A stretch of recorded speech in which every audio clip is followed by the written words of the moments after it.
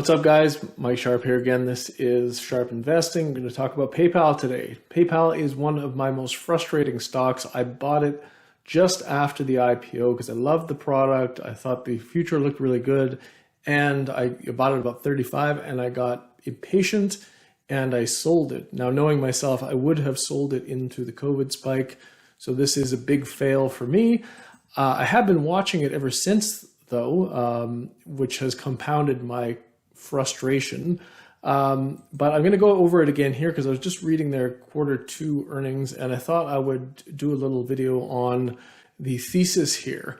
Okay, so now what is PayPal? Anybody who doesn't know, it's a two-sided merchant network, and they have three main items that they have their customers. One is the PayPal branded checkout. So this is their highest margin business.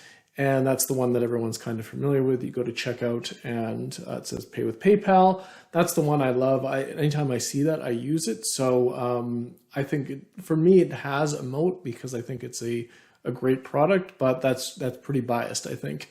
So another product is Braintree, and this is sort of their unbranded checkout. So basically anybody can put this on their site. These are lower margin checkouts as they don't have as high a take rate. And then the last major one is Venmo. That's their peer-to-peer payments network. And that one is a pretty high growth portion of the business. And they are just going to add the tap to pay, so you can pay at brick and mortar stores now. And I think that potentially has some upside to it. Okay, now why am I doing this video? Well, it's obvious the stock is down considerably from the COVID top. I was actually looking, I typed in most hated stocks in the stock market, and PayPal came up as the most downgraded stock recently. So this is a contrarian pick. Anybody who likes contrarian picks, you can check out my new segment on punch card investing called Contrarian Corner. I'll be doing that once a month. But this definitely is a contrarian play. People hate PayPal right now. The market hates it. So the question is the market right that competition is going to destroy PayPal, Apple Pay, Google Pay, and a bunch of different attacks on their Braintree product? Is it going to become really commoditized and low margin?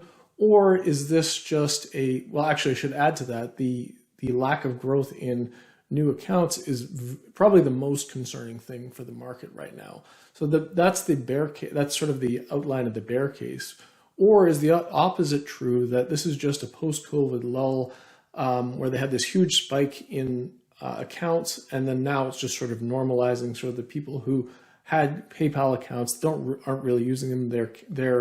They're churning off, and we're just, after the high, we've got a low, and it'll return to a normal amount of account growth in the future. Now, I'm going to go through this thing. I'm not going to answer that yet, what I think, but we'll go through the financials here. So Q2, the financials look pretty good, actually. The revenue is up 8%, and the operating expenses down 11%. Their transaction expenses were actually higher. So they have two types of expenses. One is the operating expenses, and the transactions are related directly to the purchases. So the transaction expenses were up, and that's due to a higher proportion of Braintree transactions. As I said, that's the lower margin product they have. EPS looks really good. It's growing at 24%, up to 116 for the quarter, and they're on track to hit about $5 for the year. So if we look at the valuation here, it's about 13 times forward earnings. If you back the net cash out, then it's about 12 times forward earnings. So that's not very expensive for a company like this. Again, it's going to come down to growth. The market doesn't seem to think that there's any growth coming in the future, so this would be a more realistic valuation if there isn't really growth coming. But I mean, the EPS is growing pretty nicely, right? So what they're doing is they had a activist investor come on recently, and he's really pushed them to cut costs and increase the buyouts, right? So they have been cutting the costs, and the buyouts are pretty substantial as well. Last thing on the financials here, last two things are the free cash flow. Looks like they're going to be about $5 billion for the year, and most of that's going to go towards buybacks. Now, they don't have a very big CapEx need here, so most of the the operating income basically turns into free cash flow. It's a very cash generative business. And I love those kind of companies, right? Companies that just print cash all the time. And PayPal is definitely one of them. The two biggest things for me here are the account growth and the incremental margins, right? So the market is doing its thing where it's taking a short term. First, we'll talk about, like, this is the accounts. So the market is taking a snapshot of what's going on right now, and they're extrapolating that into the future. So the accounts have not grown hardly at all over the last year. It's less than 1% growth. And so the market is doing its thing where it's saying, okay, we need to price this as if it's permanent. Now, as a contrarian investor, the thing that I like the best is when there's a temporary problem and the market prices it as a permanent problem. And I think that that might be what's happening here. I do think that PayPal is still going to ride the wave of e-commerce growth into the future. And I still think they're a legitimate player in that space. They are an end-to-end solution for merchants. And so merchants are going to keep adding them. And so that's the one to watch. If they get a reacceleration in the account numbers, I think this stock is going to take off like a rocket, because I think that's the main thing that's holding it down here. And if it doesn't, if it actually keeps going, if we get a negative account growth and that actually stalls revenue growth, you could see this trading at less than 10 times earnings. I'm thinking more like 8 times earnings, because that will scare the crap out of the market even more if it starts going in the other direction. But they have been able to keep up revenue growth. And the reasons they've been able to do that is because they have actually engagement rising, right? So they don't have account growth, but the accounts that they do have are using their accounts 12% more than they did last year, right? So you don't necessarily even need account growth. And then that drives the next thing that I think is super important. And the thing that I love, one of the things I love in business is when they have huge incremental margins. So any revenue growth that PayPal has, about 40% of it is currently dropping to the bottom line. So they've got a 40% incremental margins over 2022 right now. And that would mean that even if they only had 5% revenue growth, that still equates into something like 9% EPS growth if we look into the future, right? So they don't necessarily need account growth or big revenue growth to win here, because ultimately what we care about as investors is cash flow, right? So even if it's a 5% growth, cash flow growth will still be very healthy. And like I said, if the accounts tick up, the market's going to react. That is the main thing that I'm going to be watching here. Now, the other one that probably you guys are waiting for me to talk about is the buybacks. So these are actually quite good. And they have about $5 billion in buybacks they said they're going to do this year. And that would put them at about 7% of the float. Right now, I don't think this is a main reason to buy the stock. I think this is a nice to have. If the buyback ratio fell to the stock price fell to a level where the buyback was over 10% of the stock, then I think that would be a reason to just on its own to buy the stock. But right now, I think it's an add-on to the other stuff. Some other things that can go right are, well, Amazon has added Venmo Pay as of Q4 last year, and Walmart has added PayPal checkout online. And so we all know that those are huge, the biggest players in the market. And so that long-term has potential to add quite a lot of revenue if that goes well and the customers of those companies start using the checkout a lot more. One other upside that I think is possible here is if you look at Venmo, they've got $244 billion in total payment volume, and they are monetizing that at way less than 1%, right? A lot of that volume is just free transaction, people sending money to each other. And I believe PayPal is posting a loss on Venmo right now. But like I said, they're going to add tap to pay, which should have a pretty healthy take rate on it. And plus, over time, after they build this huge sort of customer base on Venmo, they will be able to monetize it even better. So this is a slow, careful play by PayPal just to build the audience and then they over the longer term, they should be able to monetize that even better.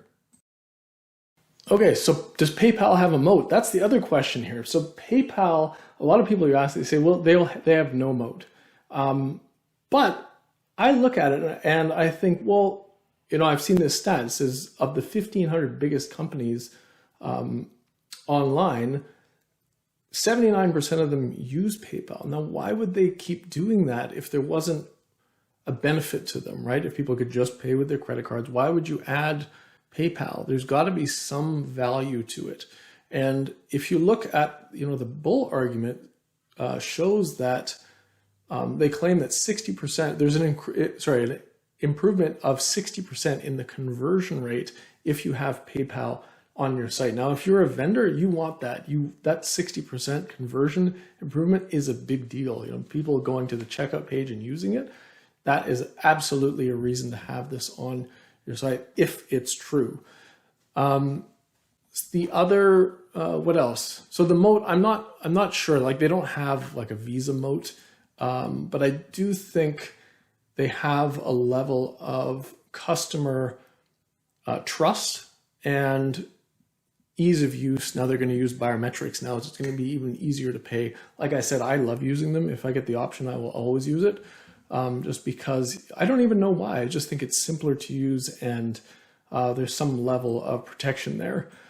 What else do I want to talk about? Okay, so if we go back to the financials, I probably should have said this in the financials, but they got thrown out of eBay, as we all probably know, and that finished up last year. And so the comparisons will start getting easier now that revenue is finally gone. They went from having 29% of the revenues in 2015 with eBay and down to 0 now. So that's now we're at the bottom, and the growth should all shine through, and it's not going to be eaten away by eBay losses. Last thing here is, second last thing. I'll do the bull case after this, but the risks are that Apple and Google basically eat into their share, and people start just using those. So the risks are, competition. Basically, Aiden and Stripe are attacking Braintree. Same with the other way around. If they lose that fight, there's going to be a serious problem in the Braintree front. Now, I don't have any reason to think they're going to lose that fight. I think there's enough to eat for everyone, but that's potential risk there. There's also a risk that becomes very commoditized, and there's no real reason for people to pay for one product over the other, so they just go with the cheapest option. Like if Stripe's the cheapest, they just use that. The other risk here, short-term risk, is that a recession would actually be really bad for PayPal, I think, because most of their branded purchases are discretionary goods, right? And that's the kind of stuff that's going to go out the window first if people start having financial problems. Now, I think people are having financial problems due to the inflation level, so the discretionary spending is going down right now. All the economic data says I'm wrong, but all the data I have by talking to human beings says that I'm right. So maybe I'm wrong here. Maybe the government's wrong. Now, the last bit here would be the bull case. So I think the upside here is, let's just take a 1 year upside, 1.5 year. I think if things go right, they could be at 6.5 in earnings for 2024. If the accounts pick up in that scenario, you're going to get a better multiple. So let's say we put a 20 multiple on that. Stock price is about 130. You're going to get about 100% upside here if things go right in 2024. The bear case, let's forget recession for a second, but let's say the revenue stalls and the accounts start to decline. You might get an 8 multiple, let's say on 4.5 earnings. That would put the stock at about $36, or kind of like 40% down. So I think that's probably the worst potential outcome, because as it gets smaller, the buyback percentage starts becoming bigger and people start buying because of the buybacks. Like if we were down to $36, you'd have easily over a 10% buyback ratio, and it kind of puts a floor under the stock. So midpoint, I'm looking at maybe $5.75 in earnings next year times a 15 multiple would put it at 86, and that's about 37% up here. Now the bottom line here is that this is a cash cow, it's still growing earnings well. I still expect them to grow earnings more, not faster than they are now. Like 24% is pretty fast because they're going to get to the end of their cost cutting cycle at some point. So that benefit's going to stop. But I do think that they have potential to grow very decently just due to their incremental margins. Like I said, even if you get 5, 6, 7% growth, you can still have very healthy earnings growth. But yeah, the bottom line is we got to watch the accounts. If they start picking up, this is going to be a quick win. All right, thanks for watching. See you in the next video.